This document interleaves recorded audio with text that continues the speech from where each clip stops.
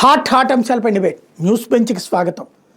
రాజకీయ పరిణామాలు ఎప్పటికప్పుడు మారిపోతూ ఉంటాయి. వాటి వెనకాల ఉన్నటువంటి వాస్తవాలు తెలుసుకోవాలని ప్రజలు కోరుకుంటారు, తటస్థులు కోరుకుంటారు. దీని మీద విశ్లేషణ కూడా తటస్థులతో అయితేనే బాగుంటుంది.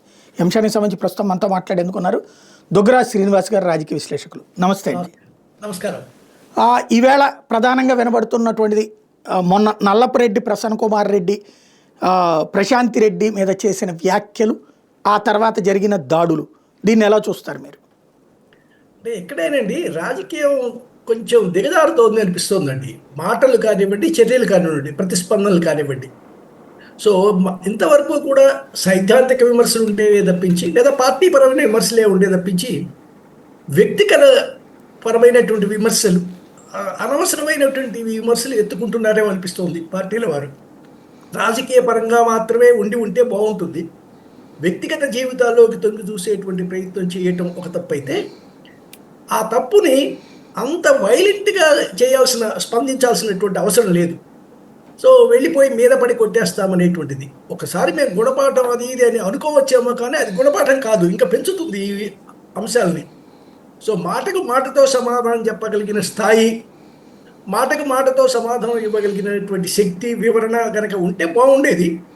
అలా కాకుండా వెళ్ళిపోయి ఇళ్ల మీద పడి దాడి చేస్తాం, వాళ్ళని చంపేసే అంటే భయభావంతులు చంపడం జరగదేమో కానీ భయపెట్టేస్తాం, మరోసారి నోరు విప్పడానికి వీలు లేనటువంటి పరిస్థితి సృష్టిస్తాం అనేటువంటిది కనిపిస్తోంది.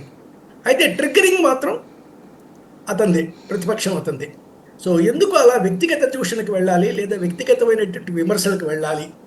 సో అది కొంచెం చేదుగా ఉంది, భరించడానికి కూడా కష్టంగా ఉంది. కాబట్టి రెండు పార్టీలు కనుక జాగ్రత్తగా కనుక నాయకత్వం లెవెల్లో చెప్పకపోతే, ఇది ఇంకా మరీ దిగజారేటువంటిది, వీధుల్లో పడి కొట్టుకునేటువంటి రాజకీయం వస్తే అది అంత మంచిది కాదేమో రాజకీయానికి, రాష్ట్ర ప్రజలకి, రాష్ట్ర ప్రగతికి కూడా. ఎవరు కంట్రోల్ చేయాలి? వ్యక్తులు కంట్రోల్ చేసుకోవాలా, అధినాయకత్వాలు కంట్రోల్ చేయాలా, ప్రభుత్వం కంట్రోల్ చేయాలా? రాజకీయంగా నాయకులే చేయాలండి. పైన అయితే ఎవరైతే నిర్వహిస్తున్నారో వీళ్ళ మీద అజమాయిషి ఎవరికైతే ఉందో వాళ్ళలోనే ఉండాలి. ఇక ప్రభుత్వం వాళ్ళే, మనం యుద్ధం చేయాల్సిందే. ఇప్పుడు ప్రస్తుతం ప్రతిపక్షంలో ఉన్నవాడు ఎక్కడైనా రాజకీయ లక్ష్యం ఒకటే, తిరిగి అధికారంలోకి రావాలి అనేటువంటిది. దానికి తగినటువంటి పోరాటం చేద్దాం మనం, దానికి తగినట్టు విధంగా మనం ఎత్తుగడలు వేసుకుందాం, మాటలు మాట్లాడదాం అనేటువంటి చేయాలే. కానీ అది చేయండి అని వాళ్ళని చెప్పాలి. మీరు కూడా ఇప్పుడు ఎవరైతే దాడులు చేశారో వాళ్ళని మేమేమి మెచ్చుకుంటాము, వాళ్ళ మీద ఏమి కేసులు పెట్టమనేటువంటి పద్ధతి కూడా తప్పే. సో పైన ఉన్నటువంటి పార్టీ పరమైన నాయకులు ఎవరైతే ఉన్నారో, ఇద్దరు ముఖ్య నాయకులు, వారే చెప్పాలి ఈ ప్రభుత్వం చర్యలు తీసుకోవాలి అంటే. అది ఇంకొక రకమైన యుద్ధంలాగా మారుతుంది. ప్రభుత్వంలో ఉండేటువంటి పక్షపాత ధోరణి ఎలాగో బయటపడుతుంది. కాబట్టి సో ముఖ్యంగా నాయకులే, మనం రాజకీయం చేద్దాం కానీ దిగజారి రాజకీయం చేయం. మనం స్వచ్ఛమైన మార్గంలో, సరైన మార్గంలో రాజకీయం చేస్తాం, రాజకీయ విమర్శలు చేస్తాం. అలానే ఉండాలి అనేటువంటిది అవసరం. అది కనుక నాయకులు చెప్పకపోతే మాత్రం ఇబ్బందే, ఏ పార్టీ వాళ్ళకైనా ఇబ్బందే. రైట్. మరొకటి, మామిడి రైతుల సమస్య గత 15-20 రోజుల నుండి చర్చ. జగన్మోహన్ రెడ్డి అక్కడికి వెళ్ళటం, పరామర్శించడం, అది దండయాత్రలు చేస్తున్నాడు జగన్మోహన్ రెడ్డి అన్నటువంటి విమర్శ. దీన్ని ఎలా చూస్తారు? అంటే ప్రచారం భిన్నంగా వెళుతోందండి. అంటే దండయాత్రను, ఇంకోటో, ఏదో దండుపాళ్యం అని రకరకాల పదాలు వాడుతున్నారు. కానీ ఒక ఎమ్మెల్యేగా ఆయన ఇప్పుడు మనం అంటానికి వీల్లేనిది ఏమిటంటే ప్రతిపక్ష నేత కాదైన. సో ఎక్కడ రాష్ట్రంలో ఎక్కడ జరిగినా కూడా నేను వెళ్ళిపోతాను అనేటువంటి హక్కు ఉంది అంటే ఉండవచ్చు, వెళ్ళవచ్చు. రాజకీయ నాయకుడిగా తన ప్రాంతంలో కాకపోయినా వెళ్ళి చూసేటువంటి హక్కు ఆయన అధ్యక్షుడు కదా. అదే అందుకని ఆయనకి లేదని చెప్పలేము. ఇప్పుడు ఆయన వెళ్తాడు కూడా.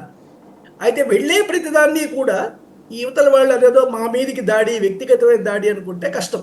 నిజానికి ఆయన చేసిన సత్తెనపల్లి ప్రాంతాల్లో చేసినటువంటి ఓదార్పుకు వచ్చినటువంటి యాత్ర కానివ్వండి, అక్కడ కానివ్వండి, చిత్తూరు జిల్లాలో వచ్చినటువంటి మామిడి రైతుల యొక్క విషయానికి కానీ, అధికార పార్టీ నుంచి కనుక వ్యతిరేకత కనుక లేకుండా వదిలేస్తే అసలు ఇంత ఆయన ప్రచారం వచ్చేది కాదు, దాని పెద్ద ఇష్యూ అయ్యేది కాదండి. ఎవరో ఒక రాజకీయ నాయకుడు రోజు ఎక్కడో ఎవరో ఒకటి కలుస్తూనే ఉంటాడు, అది ఆయన పద్ధతి. సో అనవసరమైనటువంటి ఘర్షణ వాతావరణం తీసుకువచ్చి దాన్ని హైగా ప్రొజెక్ట్ చేసి, నిజానికి అధికార పక్షం చేస్తున్నటువంటి తప్పిదం వల్ల ప్రతిపక్షానికి ఎక్కువ మైలేజ్ వస్తుందేమో అనిపిస్తోందండి ఇప్పుడు. ఈ ప్రతిపక్షానికి హక్కు లేకుండా చేస్తున్నారు, తీసుకెళ్తున్నారు, ఎక్కడ పోతే అక్కడ అడ్డుకుంటున్నారు అనేటువంటి అభిప్రాయం ప్రజలలోకి వెళ్ళేటువంటి ప్రమాదం ఉంది. వెళ్తే వెళ్తాడు, ఆయనకు తోచిన ఇష్యూస్ని ఆయన ప్రొజెక్ట్ చేసుకుంటూ ఉంటాడు. సో అలా వదిలేయాల్సిందే. కానీ అయితే క్రౌడ్ కంట్రోల్ అంటే ప్రభుత్వ పరంగా తీసుకోవాల్సిన చర్యలు ఏవైతే ఉన్నాయో, శాంతి భద్రతలకు విఘాతం కలగకుండా తీసుకోవాల్సిన చర్యలు ఏవైతే ఉన్నాయో అవి ప్రభుత్వం తీసుకోవాలి. లేదా ప్రభుత్వం లేదా పోలీసు అధికార యంత్రాంగం ఏవైతే సూచనలు చేసిందో, అంటే ఈ యాత్రకు పర్మిషన్ ఇచ్చే ముందు ఏవైతే సూచనలు చేసిందో, ఏ నిబంధనలు అయితే విధించిందో వాటిని పాటించడం కూడా ప్రతిపక్ష నాయకుడి యొక్క పాత్ర, ప్రతిపక్ష పార్టీ అధ్యక్షుడి యొక్క బాధ్యత కూడానండి. అంటే నేను చదివినంత ప్రకారం వాళ్ళు ఇచ్చిన రూట్ కాకుండా రూట్ తప్పు వెళ్ళారు, ఇలాంటి పదాలు వస్తున్నాయి, మాటలు వస్తున్నాయి. అక్కడ ఏం జరిగిందో తెలియదు కానీ పూర్తిగా. సో ఇలా కాకుండా నేను పద్ధతి ప్రకారమే చేసుకుంటా, నా యాత్రలన్నీ కూడా నేను నా హక్కును వినియోగించుకుంటూ చేసుకుంటా. నేను ఎవ్వరితో కూడా ఘర్షణ పడటానికి వీలు రాలేదు, పోలీసులతో అసలు ఘర్షణ పడే ఉద్దేశం కాదు. నేను ప్రజల మనిషిని, ప్రజల్లోకి వెళ్తా అనే పంధాలో కనుక వెళ్తే బహుశా ఆయన తన పందా కనుక మార్చుకోగలిగితే దీనికి మరింత అవకాశం వస్తుందేమోనండి. ఇప్పుడు ఏమైందంటే అసలు ఇష్యూ మరుగున పడిపోతుంది. ఎవరి వీడియోలు వాళ్ళు పెడుతున్నారు, ఎవరికి కావాల్సిన క్లిప్పింగ్ వాళ్ళు చేసుకుంటున్నారు. కాబట్టి వాస్తవం ప్రజలందరికీ తెలిసేటువంటి అవకాశం లేకుండా ఇదేదో యుద్ధం జరుగుతోంది, రాజకీయ యుద్ధం చేస్తున్నాడు. ఇప్పుడు ప్రజల్లో వస్తున్న అభిప్రాయం ఏంటంటే 2029 ఎన్నికలు మహాభయంకరంగా ఉండబోతాయనే అభిప్రాయం అప్పుడే బయలుదేరిందండి కొన్ని వర్గాల్లో. సో ఇంత ఘర్షణ వాతావరణంలో కనుక జరిగితే ఏమవుతాయి, ప్రశాంతంగా జరుగుతాయా, ఇలా ఒకరితో ఒకళ్ళు కొట్లాటలు చేసుకుంటూ పోతే అనేటువంటిది. అలా కాకుండా రాజకీయాన్ని ఫెయిర్గా నిబంధనలు పాటించాలి, వెళ్లాల్సిందే. తను ఎక్కడికి వెళ్ళదలుచుకుంటే అక్కడికి వెళ్ళి ఆ వర్గాల యొక్క సమస్యల్ని ప్రభుత్వం దృష్టికి తీసుకురావడం, లేదా ప్రభుత్వ వైఫల్యాలను ఎత్తి చూపడం అనేటువంటి తన బాధ్యతను మాత్రం జగన్మోహన్ రెడ్డి నిర్వర్తించాల్సిందే. అంటే ఇక్కడ ప్రభుత్వం ఏం చెప్తుందంటే, మేము ఆల్రెడీ రైతులను ఆదుకున్నాం, పొగాకు రైతుని మేము ఆదుకున్నాం, మిర్చి రైతుని ఆదుకున్నాం, మేము ఆదుకున్న తర్వాత దాన్ని దుష్ప్రచారం చేయడానికి ఆయన వస్తున్నాడని చెప్తుంది. ఇది దీంట్లో కొత్త ఏం లేదండి. ప్రభుత్వాల అధికారంలో ఉన్నవారు ఇలానే చెప్తుంటారు.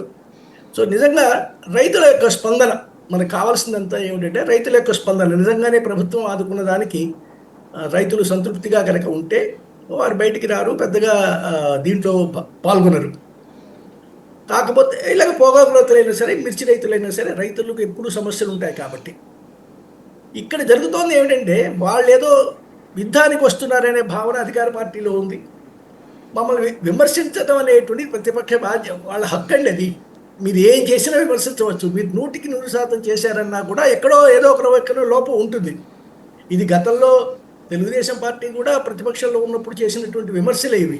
దానికి ఎందుకు భయపడాలి? మేమంతా చేసినా కూడా ఇంకా మమ్మల్ని తప్పుపడుతున్నారు అనేటువంటి భావన అధికార పార్టీకి ఉండాల్సినటువంటి అవసరం లేదు. ఎందుకంటే రెండు వైపులా ఉంటాయి లోపాలు. సో మీరు అప్పుడు చేసినటువంటి విమర్శ ఇప్పుడు వీళ్ళు చేస్తున్నారు, తీసుకోండి, ఒక సవాలుగా తీసుకోండి, అది కూడా తప్పని నిరూపించండి. ఎవరి ప్రచారం వాళ్ళు చేసుకుంటూనే ఉన్న దానివల్ల చివరికి ప్రజలకు వాస్తవం మాత్రం సరిగా తెలియట్లేదండి, వెళ్ళట్లేదు కూడా జనంలోకి. కాబట్టి ప్రతిపక్షాన్ని భరించాల్సిందే అధికార పక్షం, వారికి ఇచ్చే స్వేచ్ఛ వారికి ఇవ్వాల్సిందే, వారు చేసుకునేటువంటి రాజకీయాన్ని వారు చేయనివ్వాల్సిందే. సో ఘర్షణ వాతావరణం లేకుండా పరిస్థితులు తీసుకువెళ్ళటం అనేటువంటిది అధికార పార్టీకి ఉంది, ప్రతిపక్షానికి కూడా బాధ్యత ఉందండి. సో మేము ఎంతమంది పడితే అంతమంది వెళ్తాం, అసలు ఎవరివి మాటలు వినం, పోలీసులు పెట్టే ఆంక్షలు మాకేమిటి, అట్లాంటి ధోరణి లేకుండా ఉంటే బాగుంటుంది. లేకపోతే ఏదో రోజు ఇది పెద్ద యుద్ధంలాగా మారిపోయింది అనుకోండి, శాంతి భద్రతల పరిస్థితులు వచ్చేటువంటి ప్రమాదం ఉంటుంది. ఇక్కడ ప్రధానమైనటువంటి అంశం భద్రత. జగన్కి Z+ కేటగిరీ భద్రత ఉందని హైకోర్టులో ప్రభుత్వం చెప్తోంది. అలాగే గ్రౌండ్ లెవెల్లో కూడా 2000 మంది 3000 మంది ఉన్నారని చెప్తోంది. కాకపోతే జగన్ చుట్టూతో అయితే ఎవరూ కనిపించటం లేదు, అక్కడక్కడ ఉండేటటువంటి పరిస్థితి ఉంటుంది. చంద్రబాబు గారికి Z+ ఉంటుంది. ఆయన దగ్గర అంతకుముందు ప్రతిపక్షంలో ఉన్న చుట్టూ బ్యారికేడ్స్ లేకపోతే చుట్టూ రోప్ పార్టీ ఇదంతా ఉంటుంది. జగన్కి అట్లా ఉండదు. అయితే మేమైతే Z+ కేటగిరీ భద్రత కల్పిస్తున్నామని ప్రభుత్వం చెప్తోంది. వైసీపీనేమో అదేం కల్పించట్లేదు, డ్రామా చేస్తున్నారు, కావాలని చెప్పి కుట్ర చేస్తున్నారు అంటోంది. దీనికి అసలు ఎవరు సమాధానం చెప్పాలి, ఎవరు పరిష్కరించాలి ఈ వివాదం? అంటే ఒక రకం అయితే చేస్తే పోతున్నామండి. ఇప్పుడు Z+ కేటగిరీ ఉన్నాను అనేటువంటి విషయం అధికారికంగా ఉన్నటువంటిది, ఎవరికి వారు చెప్పుకునేది కాదు కదా. సో అధికారికంగా వాళ్ళకి ఇచ్చినటువంటి స్టేటస్ కాబట్టి, సో నేను Z+ కేటగిరీ ప్రకారమే ఉంటాను అని చెప్పి ఆ రోప్ పార్టీను లేదా రిస్ట్రిక్షన్స్ పెట్టారనుకోండి, మేము చెప్పినట్టుప్పుడే ఎవరన్నా వచ్చి కలవాలి, మీరు అలా వెళ్ళటానికి వీలు లేదు, ఎలా పడితే అలా వెళ్ళి కలవడానికి వీలు లేదు అంటే ఈ నాయకులు అంగీకరిస్తారా? మనం కొన్ని సందర్భాల్లో చూసాం, సెక్యూరిటీ వాడు వారిస్తున్నా కూడా నాయకులు వాళ్ళని తప్పించుకొని వాళ్ళని కాదని జనంలోకి వెళ్ళిన సందర్భాలు కనిపించాయి కూడా గతంలో. ఇప్పుడు కూడా జగన్కి మనం చూసినంత వరకు పత్రికల్లో కనిపిస్తున్నటువంటి లేదా టీవీలో కనిపిస్తున్న దాంట్లో ఆ రోప్ పార్టీ కానీ ఆ క్రౌడ్ని సపరేట్ చేసేటువంటి ఏర్పాట్లు కనిపించట్లేదు. సో ఈ ఏర్పాట్ల లోపం ఎక్కడ ఉన్నది? వాళ్ళు చెప్పినట్టుగా నడుచుకోనందువల్ల చేతులు ఎత్తేస్తున్నారా? అసలు జగన్కి మేము సెక్యూరిటీ ఇవ్వాల్సినటువంటి అవసరమే లేదని ప్రభుత్వం భావిస్తోందా? ఇప్పటి వరకు ఏమీ జరగలేదు కాబట్టి బాగానే ఉందండి. రేపు ఏదైనా జరగకూడనిది జరిగితే, ఎక్కడైనా ఏదైనా దాడి జరిగితే, ఏదైనా గాయం జరిగితే అప్పుడు ఈ ప్రభుత్వమే కదా భరించాలి నిందంతా కూడా. సరిగా ఒక నాయకుడిని రక్షించలేకపోయిన ప్రభుత్వం అని కానీ పోలీసు వ్యవస్థని కానీ నింద భరించాలి. కాబట్టి టెక్స్ట్ బుక్లో ప్రతివాడికి ఆ రక్షణకి సంబంధించి సెక్యూరిటీకి సంబంధించిన ఏదో నియమ నిబంధనలు ఒక పుస్తక రూపంలో ఉంటాయి కదా, ఒక కాగితం రూపంలో ఉంటాయి కదా. అవి ఏవైతే ఉన్నాయో అవి మొత్తం అమలు చేయటం అనేటువంటిది రాష్ట్ర ప్రభుత్వం తీసుకోవాల్సినటువంటి అవసరం ఉందండి. అదేవిధంగా ఆ నిబంధనల ప్రకారం జగన్మోహన్ రెడ్డికి ఏమి చెప్తారో పోలీస్ యంత్రాంగం ఏం చెప్తుందో దాన్ని పాటించి దానికి లొంగి ప్రచారం చేసుకోవటం అనేటువంటిది, ఆయన యాత్ర జరుపుకోవటం అనేటువంటిది బాధ్యత అయింది. బట్ ఈ రెండు కూడా భంగమైనవి, రెండు కూడా ఎవరు పాటించట్లేదండి. వారు సరిగా ఇస్తున్నట్లేదు, ఈయన సరిగా వెళ్తున్నట్లేదు, పాటిస్తున్నట్టుగా లేదు. 10 కార్లు అంటే 10 కార్లు లెక్కలేదన్నారు, లేదా ఇంతమంది కన్నా జనం రాకూడదు అంటే అదేమి లెక్కలేదన్నారు. కాబట్టి ఇది ఎక్కడో ఒక చోటికి పూర్తిగా చాలా పెద్ద ఘర్షణకు దారితీసి ఎవరో కొందరు మరణాలు సంభవించి గాయాలయ్యేదాకా తీసుకెళ్లేలా కనిపిస్తుంది తప్పించి, దీన్ని ఇప్పుడే కనుక కంట్రోల్ చేసుకోబోతే ఉభయ పక్షాల్లో కూడా తగ్గకపోతే మాత్రం ఇబ్బంది వస్తుంది. తక్షణం కావాల్సింది మాత్రం చుట్టూ సెక్యూరిటీ, తన చుట్టూ మనుషులు వచ్చి దగ్గరికి రాకుండా చూసుకోవాల్సిన సెక్యూరిటీ ఏదైతే ఉందో, మనం పాపులర్గా చెప్పుకుంటే రోప్ పార్టీ అంటానే, జనం ఉండి వాళ్ళని సపరేట్ చేస్తూ తాళ్ళు పట్టుకొని పోలీసులు నడవడం అనేది, ఆ సిస్టమ్ ఒకటి రావాల్సినటువంటి అవసరం మాత్రం కనిపిస్తుంది. తర్వాత పేరెంట్స్ టీచర్స్ మీటింగ్ అనేటటువంటిది 2వ విడత నిర్వహించారు తాజాగా. ఈ సందర్భంగా ప్రధానంగా ఓ పక్కనేమో పాఠశాలల్లో ప్రాథమిక స్థాయిలో అంటే అడ్మిషన్స్ లెవెల్లో దాదాపుగా 100 స్కూళ్ళల్లో అడ్మిషన్లు తగ్గిపోయినాయి ఒక పక్కన చెప్తున్నారు, రెండో పక్కన ఘనంగా జరుగుతున్నది అన్నటువంటిది ప్రభుత్వం చెప్తోంది. ఏది నమ్మాలి?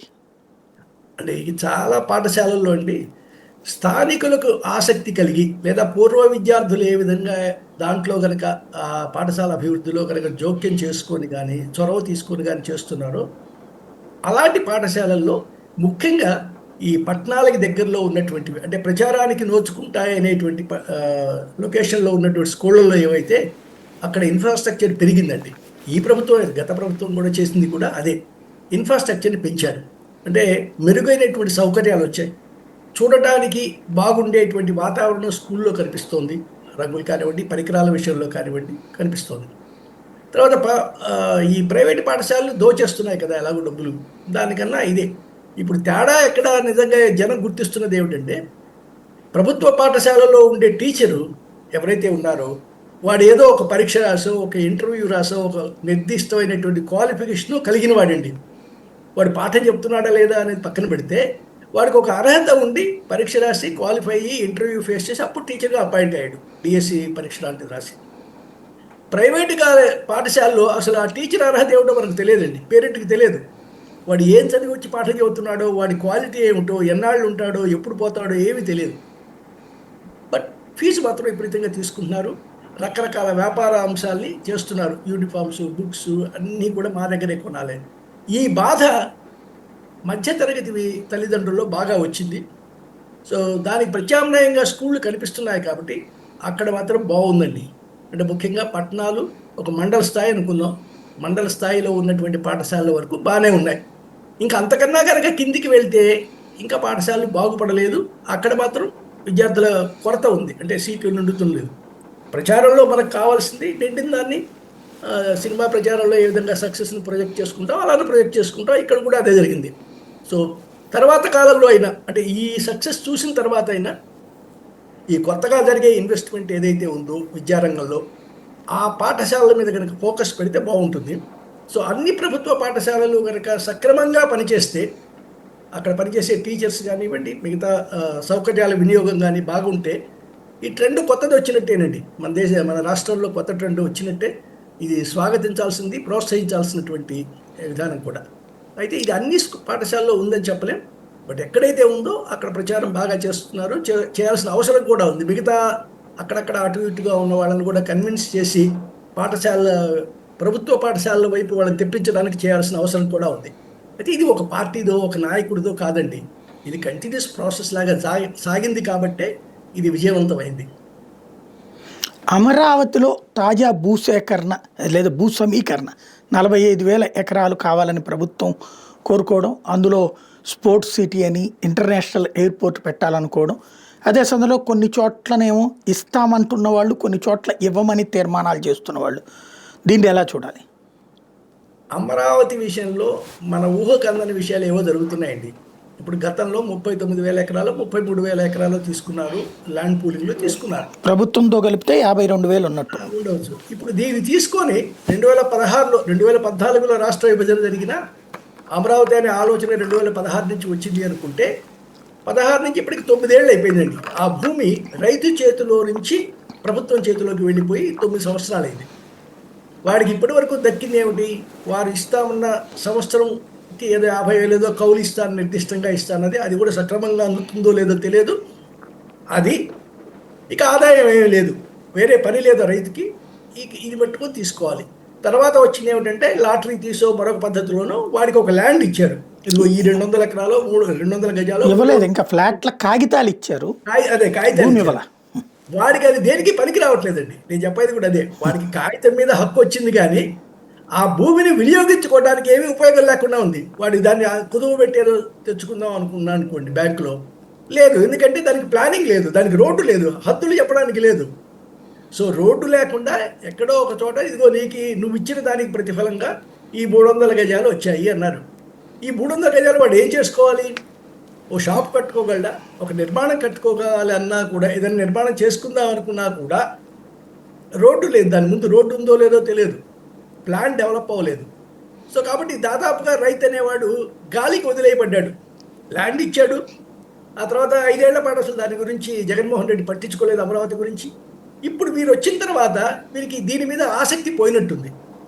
సో మనం ఆల్రెడీ డెవలప్ చేద్దాం అనుకున్నటువంటి దీనికన్నా కొంచెం అటువైపు ఇప్పుడు బైపాస్, కొత్త నేషనల్ హైవే బైపాస్ వచ్చింది కదా, ఆ వంతెన పూర్తయింది కృష్ణానది మీద. అటువైపు విలువలు పెరిగినట్టున్నాయి. భూముల విలువలు పెరిగాయో లేదా కావలసిన వర్గాలకు అక్కడ ల్యాండ్ ఉందో తెలియదు, కానీ అటువైపు ఆసక్తి పడినట్టుగా కనిపిస్తోందండి. అందువల్ల ఈ 40,000 ఇది.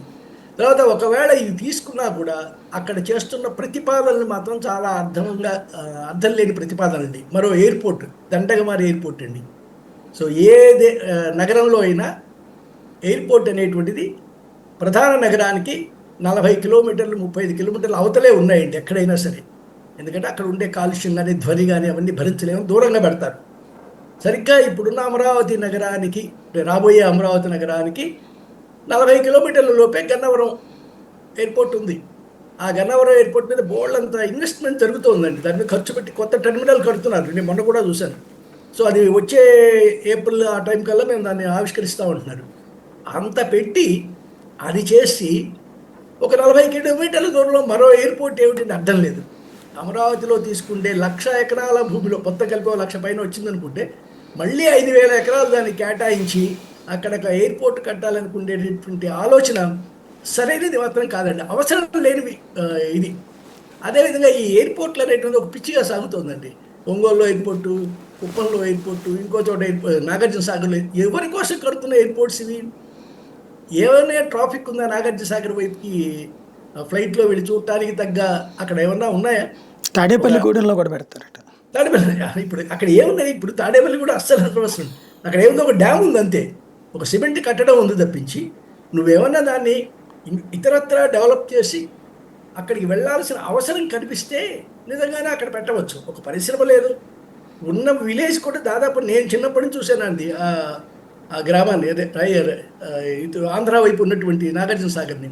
అక్కడ మిగిలిందల్లా ఇప్పుడు ప్రభుత్వం ఎప్పుడో పెట్టిన ఒక జూనియర్ కాలేజీ, ఆ తర్వాత పెట్టిన ఒక డిగ్రీ కాలేజీ తెప్పించి ఇక ఏమీ లేదండి. అక్కడ ఉన్న విలేజెస్లో అక్కడ ఏమి ఉపాధులు లేక అందరూ అక్కడికి వెళ్ళిపోయారు. కనీసం ఇంతకుముందు 2 రాష్ట్రాలు కలిసి ఉండేవి కాబట్టి అటు జనాభా ఇటు రావడం, పాఠశాలలో చదువుకోవడం కోసం అది జరిగేది. ఇప్పుడు పూర్తిగా విడిపోయిన తర్వాత తెలంగాణ ప్రాంతం వాళ్ళు ఇటువైపు రావట్లే. ఇంతకుముందు జగ్గయ్యపేట కాలేజీకి వచ్చి విపరీతంగా చదువుకునేవాళ్ళు అక్కడి నుంచి, తెలంగాణ ప్రాంతం నుంచి వాళ్ళు రావట్లే. రాష్ట్రాన్ని విడగొట్టిన తర్వాత నాగార్జున సాగర్లో లెఫ్ట్ బ్యాంక్కి ఉన్నటువంటి డెవలప్మెంట్ ఇక్కడ లేదు, ఇప్పుడు రైట్ బ్యాంక్లో లేదు. సో అక్కడ ఒక ఎయిర్పోర్ట్, అక్కడ ఒక స్ట్రిప్ ఉంది, ఇంతకుముందు ఎప్పుడో కట్టారు, ఒక స్ట్రిప్ ఉంది, ఎయిర్ స్ట్రిప్ ఉంది. కానీ ఎందుకు ఇప్పుడు మన ఆలోచన దేనికోసం చేస్తున్నాం? మన వైపు నిధులు లేని రాష్ట్రం అంటున్నాం, ఆదాయం సరిగా లేదంటున్నాం, ఇలాంటి వృధా ఖర్చులు ఎందుకు పెట్టాలనుకుంటున్నాం అర్థం అవట్లేదు. సో అమరావతి పథకం, అమరావతి అభివృద్ధి అనే దాంట్లో ఇలాంటివి అర్థం లేనివి, మరొక హైకోర్టు బిల్డింగ్ కడతాం, మరొక ముందు జరగాల్సిన ఏమిటి? తాత్కాలికమైన పని జరుగుతూ ఉండాలి, తర్వాత అభివృద్ధి గురించి ఆలోచించాలి, అక్కడ భవనాల గురించి. అలా కాకుండా ఉన్నవే మళ్ళీ కట్టుకుంటాం అనేటువంటిది, లేదా ఇదే మళ్ళీ రెప్లికేట్ చేస్తూ ఉంటే అది మాత్రం అర్థం అవ్వట్లేదు. ఈ 43 ఎకరాలు ఇవ్వటం పోయినసారి ఇచ్చినంత ఉత్సాహంగా ఈసారి జనం ఇవ్వరండి, ఎంత ప్రోత్సహించినా కూడా. ఎందుకంటే అనుమానాలు కలుగుతున్నాయి, వాళ్ళకి ఏం ఉపయోగం లేకుండా పోయే గ్రామాల్లో అనేటువంటిది. అది అందువల్ల ఆ అమరావతి మీద ఎవరి అనుమానాలు వాళ్ళకు ఉన్నాయి, అది ఏమిటి జరుగుతోంది అక్కడ అనేటువంటిది బయట వారికి ఎవరికి ఏమి తెలియట్లేదు. అధికారంలో ఉన్న వాళ్ళకు కూడా అందరికీ అన్నీ తెలుసు అని అనుకోవడానికి వీల్లేని పరిస్థితి కనిపిస్తుందండి. రైట్. మరొక ప్రధానమైనటువంటి అంశం, ఇదివరకు మద్యాన్ని రాబోయే ఏళ్లకి తాకట్టు పెట్టి అప్పు తీసుకున్నారు అన్నటువంటి విమర్శ చేసేది తెలుగుదేశం పార్టీ. ఇప్పుడు మైనింగ్కి సంబంధించి రాబోయే ఏళ్లకి సంబంధించి ఏపీఎండిసిని తాకట్టు పెట్టి అప్పు తీసుకుంటున్నారు. అది కూడా భవిష్యత్తులో ఎఫ్ఆర్బిఎం నిబంధనల ప్రకారం ప్రభుత్వం తీసుకునే అప్పులోని వాటాని ఆ సదరు అప్పిచ్చే సంస్థలు తీసుకునేటట్టు నేరుగా, అంటే రాష్ట్ర ప్రభుత్వంతో సంబంధం లేకుండా రిజర్వ్ బ్యాంకుతోనే తీసుకునేటటువంటి స్థాయిలో తాజాగా చేసుకున్నారు. ఇది కాన్స్టిట్యూషనల్ వైలేషన్ అంటూ చెప్తున్నది వైఎస్ఆర్ కాంగ్రెస్ పార్టీ. దీన్ని ఎలా చూడాలి? అంటే ఏదైనా నిధులు లేవు, ఆదాయం లేదు, సో కాబట్టి ఆదాయం తెచ్చుకోవడానికి గతంలో జగన్మోహన్ రెడ్డి చేసినా, ఈనాడు ఈ వీళ్ళు చేస్తున్నా కూడా ఇవే ఆలోచనలండి. ఉన్న ఆస్తులు తాకట్టు పెట్టడం, లేదా ఉన్న పథకాలను తాకట్టు పెట్టే డబ్బులు వచ్చేటువంటి ఆదాయం ఏదైతే ఉందో దాన్ని ముందుగానే మన లైఫ్ ట్యాక్స్ కట్టినట్టే వెహికల్ మీద మన వాడకపోయినా 15 ఏళ్ళు ముందు కట్టేస్తున్నాం కదా. అదేవిధంగా ఎప్పుడో భవిష్యత్తులో రాబోయేటువంటి ఆదాయాన్ని కూడా ముందే అప్పగించేసి ఈ రోజు కావాల్సినటువంటి డబ్బులు తీసుకుంటే సరిపోతుంది అనేటువంటి భావన చేతిలో ఉంది. సో ఇది రాజ్యాంగ విరుద్ధమా అంటే ఎలాగో న్యాయస్థానాలు ఉన్నాయి, న్యాయస్థానాల్లో యుద్ధం జరుగుతుంది, పోరాటానికి వెళ్తారు, జరుగుతుంది. బట్ ఇలాంటివి ఎంతకాలమో సాగేటువంటి విషయాలు కాదండి. ఇవి అప్పులతో నడిపించేటువంటి వ్యవహారం జరిగేది కాదు, జరగదని తెలుసు, ప్రభుత్వానికి కూడా తెలిసి ఉండాలి. సో దానికి తగ్గట్టుగా ఆలోచించకుండా ఉన్నటువంటి మన రాష్ట్రంలో అక్కడక్కడ ఖనిజ సంపద ఉందనుకోండి, నెల్లూరు ప్రాంతం మీద బాగా వార్తలు వస్తున్నాయి దీనికి సంబంధించినటువంటివి. సో దాన్నంతా కూడా ఎవరో ఒక్క నాయకుడు, ముఖ్య నాయకుడి చేతిలోకి తీసుకుంటున్నారు అనేటువంటి వార్తల్ని జమీన్ రైతు పత్రిక చాలాసార్లుగా రాస్తోంది ఈ విషయాన్ని. సో అక్కడ జరుగుతున్నటువంటి వ్యవహారాన్ని. సో ఇది వ్యక్తిగత ఎదుగుదలకు పనికొచ్చేలాగా చూసుకుంటున్నారు, లేదా వాళ్ళ ప్రచారానికి చూసుకుంటున్నారు, నిధుల కోసం చూసుకుంటున్నారేమో కానీ ఇది మొత్తం మీద రాష్ట్రానికి మేలు చేసేటువంటి విద్య అనేటువంటిది మాత్రం ప్రశ్నేనండి. ఇక రాజ్యాంగ విరుద్ధం లేదా చట్ట విరుద్ధం మీరు చెప్పిన ఎఫ్ఆర్బి వాటికి అనుకూలంగా లేకుండా వక్ర మార్గాల్లో గనక ఈ సేకరణ, ధన సేకరణ, నిధుల సేకరణ కనుక చేస్తే అది క్షమించడం కష్టం. ఏదో ఒక రాజు ఇది ఇంకా 4 ఏళ్ళు ఉంది, బయటపడకుండా ఉండదు, బద్దలవ్వకుండా ఉండదు. సో అప్పుడు సమాధానం చెప్పుకోవాల్సినటువంటి పరిస్థితి ప్రభుత్వానికి వచ్చి తీరుతుంది. కాబట్టి చేసేదేదో మా దగ్గర ఇదిగో ఈ మేరకు ఉన్నాయి నిధులు, మేము ఇవి చేయగలం అని నిజాయితీతో చెప్పుకుంటే ప్రజలు హర్షిస్తారేమో కానీ లేనిపోని ఆశలు కల్పించి వాటిని తీర్చలేక ఇంకా కొత్త తప్పులు అవి తీర్చడం కోసం అంటూ కొత్త తప్పులు చేసుకుంటూ పోతే ఇరకాటంలో పడటం అనేటువంటి ఖాయమండి. ఇక్కడ సంక్షేమ పథకాలు మేము ఫస్ట్ ఏడాది నుంచి అమలు చేసాం, ప్రభుత్వం ఏమో అమలు చేయట్లేదు అని ఒకవైపున వైసీపీ చెప్తుంటే, ఆల్రెడీ మేము గ్యాస్ ఇచ్చేసాం, తల్లికి వందనం ఇచ్చేసాం, అట్లాగే కరెంటు ఛార్జీలు పెంచట్లేదు, ఇంకొక వైపున త్వరలోనే అన్నదాత సుఖీభావ వేయబోతున్నాం, ఓవరాల్గా ఈ ఏడాది పాటు మాకు ప్రభుత్వాన్ని గాడిని పెట్టడానికి సరిపోయింది, ఇప్పుడు మేము అన్నీ చేస్తున్నాం చేయబోతున్నామని చెప్తోంది ప్రభుత్వం. ఎలా చూడాలి? అంటే ప్రభుత్వానికి ఈ సమయం ఇవ్వాల్సిందేనండి. ఇప్పుడు సంవత్సరం పాటు ఏదో దిద్దుబాటు చేసుకుంటూ వచ్చారు. వాళ్ళు చేసిన వాగ్దానాలు ఏవైతే ఉన్నాయో ప్రజలు వాటిని నమ్మారు, ఓటు వేశారు. కాబట్టి అవి తీర్చాల్సిన బాధ్యత ప్రభుత్వం మీద ఉంది. సో తమ ఇబ్బందుల్ని కానివ్వండి, ఆర్థికపరమైన ఇబ్బందుల్ని కానివ్వండి తీసుకొని చక్కదిద్దుకొని మేము వాటిని అమలు చేస్తామనేటువంటి దాన్ని ప్రస్తుతానికి మనం అంగీకరించాల్సిందే. ఓకే, వారికి అవకాశం ఇవ్వాల్సిందే ప్రభుత్వానికి. ఇంకొక సంవత్సరం, 2.5 సంవత్సరాల తర్వాత కూడా ఆ, దశల వారీగా అమలు కూడా నోచుకోలేదనుకోండి పథకాలు, అప్పుడు ఇక ప్రశ్నించాల్సి వస్తుంది. ఇప్పుడు ఏదో ఆగస్టులో నుంచి ఏదో ఉచిత బస్సు అనేటువంటిది మహిళలకు ఇస్తామంటున్నారు, అదేదో జిల్లా వరకే పరిమితం చేస్తాం, దానికి నియమ నిబంధనలు ఏవో రూపొందిస్తున్నామన్నారు. సో ఈ నియమ నిబంధనలన్నీ తయారయ్యి బయటకు వచ్చేసరికి సంవత్సరానికి 2 పథకాలు అమలు చేసుకుంటూ వచ్చినా సరే 2.5 సంవత్సరాల వరకు ప్రభుత్వం మీ కోసం వాళ్ళ చిత్తశుద్ధిని శంకించకుండా ఎదురు చూడడానికి ప్రజలు సిద్ధంగా ఉన్నారండి. ఇప్పటికీ కూడా ఈ ప్రభుత్వం మీద నమ్మకం ఉంది. ఆ నమ్మకాన్ని వాళ్ళు నిలబెట్టుకుంటారా లేదా అనేటువంటిది 27 తర్వాత నుంచి ప్రశ్నించడం మొదలవుతుంది. 27 జూన్ డెడ్ లైన్ ఆల్మోస్ట్ వాళ్ళకి. సో అప్పటి నుంచి మాత్రం వాదన పెరుగుతుంది, సందేహాలు పెరుగుతాయి, వ్యతిరేకత కూడా క్రమంగా మూటగట్టు కూడా జరుగుతుంది. కాబట్టి ప్రస్తుతానికి మాత్రం ప్రభుత్వం సరైన పందాలోనే వెళ్తుందని ఆశిద్దాం. వారికి ఆ సమయం ఇవ్వడం మాత్రం అవసరం.